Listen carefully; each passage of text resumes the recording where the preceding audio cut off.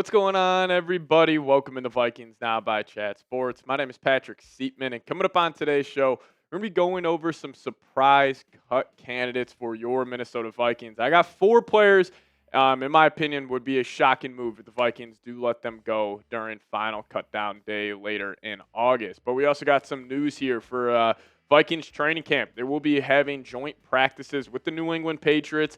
Vikings do play the Pats during the preseason. So they will be traveling to Minneapolis and have some joint practices there. One matchup I'm super excited to watch is Christian Gonzalez taking on Justin Jefferson. That's going to be iron sharpens iron. I think Christian Gonzalez is probably, already a top 10 corner in the league.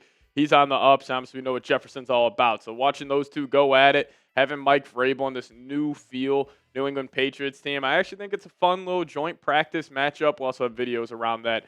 So make sure you guys are subscribed. But some bigger news in the Minneapolis area tonight.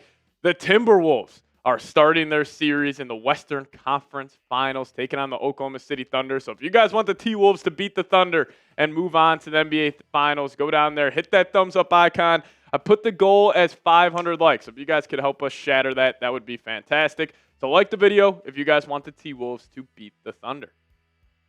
All right, let's dive into some cut candidates for the Minnesota Vikings here, as there are some well-known names that have been big pieces of this team over the last couple of seasons that could potentially get cut. And we're going to start off with a running back, and this one hurts me to say because if you guys have been watching this channel for multiple years, even dating back to when I had my old channel called Skullside, shout out to all the real ones there, but Ty Chandler. I've been a massive fan of his. When he was coming out of North Carolina, I thought he was going to be a stud, and, he definitely hasn't lived up to my expectation on what I thought from him heading into the league, but the Vikings do have some financial benefits to cutting him. They would save $1.1 million in 2025 if it is a post-June 1 release, and you would only have $74,000 in dead cap and absolutely none in 2026. So you would be able to save a little amount of money, and this could just be, and most of these cut candidates, I will say, it's not mainly the financial benefit. It's just they're going to have a tough time making the final 53-man roster. Now, Ty Chandler last year, he had some limited reps with this offense. Obviously, Aaron Jones is getting majority of the carries, and they traded for Cam Akers when Aaron Jones was dealing with injuries throughout the season. So he didn't get a whole lot of run for this team, but he still was able to get 56 carries, 182 yards. The yards per carry wasn't too great at 3.2, and we also know he struggles in blitz pickup, and if he's struggling as a runner, can't pick up the blitz, it's probably going to come down to if he is the main kick returner yet again for the Vikings. But if you just take a look at this running back depth chart, obviously them trading for Jordan Mason locks up 2 spots already. You also got to include C.J. Ham here. So that's 3 roster spots already locked up to the running back, fullback position. Then it comes down to guys like Xavier Scott, Trey Stewart, and I do want to mention Trey Stewart. He has the chance to be a kick returner for the Vikings this season. So I think if Ty Chandler, let's just say they go through training camp, go through the preseason, they see, Ty Chandler maybe won't have as much of an impact on special teams, it would be tough for him to make this roster. Now, the Vikings could very well keep 5 running back fullbacks on the team, even if they do decide to keep Trey Stewart. Now, I would still put my money on Ty Chandler making the roster this season, but let's just say it's like a shocker. All right, they don't view him as being an impact guy on special teams. He's probably not going to get, really any reps with the offense this season.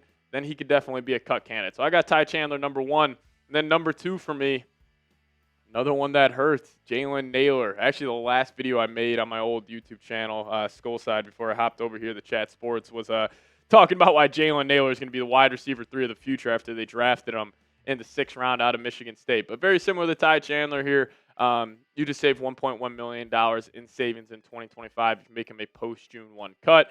Only $45,000 in dead cap in 2025. Now, listen, I'm a massive fan of Jalen Nailor. Has he, I don't want to say underperformed what I thought he was going to be, since he was really just a 6th-round pick at the end of the day. But, he was productive last season, found the end zone 6 times. He would just randomly have a big-time play. Felt like every 3 weeks, or be like, there's a random Jalen Nailor 40, 50-yard touchdown. And, he had 28 receptions, 414 yards, 14.8 yards per catch last season. But I think he might have a tougher time making the roster than people think, because I think you got 3 guys who are for sure locked in. Obviously, Justin Jefferson, Jordan Addison, and you got Ty Felton. I think those 3 are locked. And then Rondell Moore, I think he's 99.9% chance to make the team. I'd be shocked if he doesn't. But then you even got guys like, Thayer Thomas, Lucky Jackson, Silas Bolden is an interesting UDFA, has a lot of kick return potential there. So maybe they'd go in that direction. We also got Jayshon Jones. He'll be fighting it out. So it really comes down, are they keeping 5 wide receivers, 6 wide receivers? But I think with the Jordan Addison suspension looming, cutting Nailor really doesn't make any sense. Like, let's just say we didn't have any of this off-the-field stuff with Addison going on, then, yeah, I would probably say Nailor, it's 50-50, or maybe not 50-50. Maybe it's like 30-70 if he gets cut from this team. But with the Addison suspension, probably going to be 1 to 3 games to start the season, the Vikings are going to want to have a lot of more bodies behind Justin Jefferson. Where if you then had to roll out like a 4-man wide receiver unit of Jefferson, Moore, Felton, and Naylor, you can make up for Addison missing those games. So I don't know if I would cut Jaylen Naylor. Maybe a team, you trade him around the trade deadline. If he's like your wide receiver 4, wide receiver 5, a team throws you your 5th or 6th round pick, that could be on the table. But I would not cut Jaylen Naylor, but you guys make the call for me. Would you cut Jaylen Naylor to save that $1 million on the 2025 books? Give me a C for cut or give me a K for keep. You guys let me know your thoughts down below. Now we'll talk about 2 more cut candidates and the Timberwolves Thunder series here in a second. But first off, we got a sweet deal going on right now at chatsports.com/Vikings Hoodie, where some hoodies are up to 50% off. Take advantage of this deal. It is for you Vikings fans. If you guys want to be rocking a sweet Vikings hoodie on game day during the season, we know it gets cold up there in Minneapolis. So if you guys want to take advantage of this deal, some hoodies are up to 50% off. Hit this link, chatsports.com/Vikings Hoodie. I have that link for you guys in the comment section and description of today's show. So hit that link, chatsports.com/Vikings Hoodie, and get yourself a Vikings hoodie or sweatshirt today.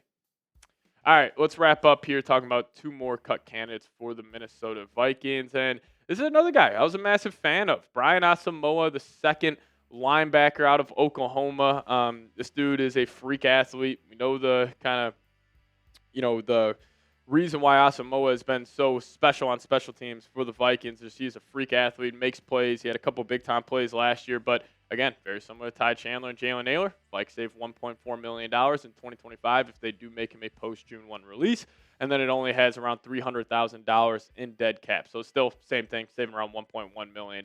And, I would be also against cutting Asamoah just because of his great value he has on special teams. Like whether it's the punt unit or the kickoff unit, I felt like he would always make a play, every other week where it's like a huge, tackle where the guy only gets out to like the 16, 17-yard line, or I'm pretty sure he had a fumble recovery this past season. So Asamoah, I don't expect him to be cut, but still, just in case, surprise cut candidate number 3, Brian Asamoah. Now, we're going to kick it to the offensive side of the ball again here with Blake Brandel.